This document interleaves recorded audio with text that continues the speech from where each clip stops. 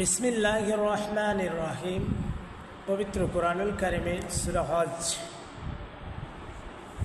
পবিত্র কুরআনুল কারিমে সূরা হজের 41 নম্বরে মহান আল্লাহ রাব্বুল আলামিন আমরা যারা ঈমান এনেছি, যারা মুসলিম, আল্লাহ পাক তাদেরকে উল্লেখ করে বলছেন, তোমরা যখন ঈমান এনেছো, মুসলমান হয়েছ, তোমরা যদি কখনো ক্ষমতায় যাও, মুসলমান যখনই সুযোগ পাবে, এটা সকল মুসলমানের দায়িত্ব।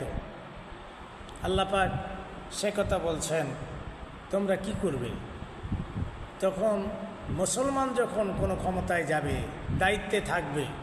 আল্লাহ পাক বলছেন, তোমাদের উপর 4টি কাজ করা আমি আল্লাহ পাক ফরজ করে দিলাম, ফরজ করে দিয়েছি। আল্লাহ পাক নিজে বলছেন, বিসমিল্লাহির রহমানির রহিম, আল্লাযীনা ইম্মাক্কান্নাহুম ফিল আরদি আকিমুস সালাতা ওয়া আতুয যাকাতা ওয়া আমুর বিল মা'রুফ ওয়া নাহনা আনিল মুনকার ওয়া লিল্লাহি আকিবাতুল উমুর। সুবহানাল্লাহ। আমি আপনাদের কাছে পবিত্র কুরআনুল কারীম থেকে সূরা হজ্জের 41 নম্বর আয়াত তেলাওয়াত করছি। এখানে কিন্তু আমার কোনো মন গড়া ইচ্ছা অনুযায়ী কথা বলছি না।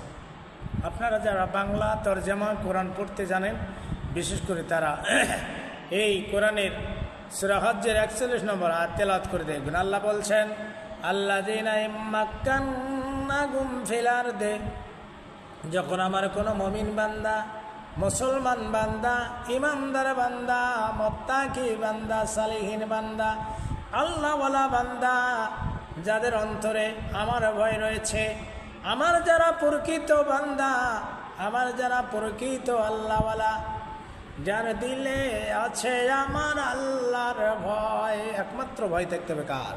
আল্লাহ।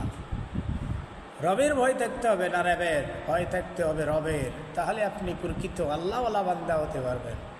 যারা দিলে আছে আমার আল্লাহর ভয়, আল্লাহ আল্লাহ সব সময়। সুবহানাল্লাহ। ক্ষমতার আগে একরকম আপনার অন্তরে ভয়, আর ক্ষমতা পাওয়ার পরে আপনার অন্তরে আর একরকম ভয়। এরকম করলে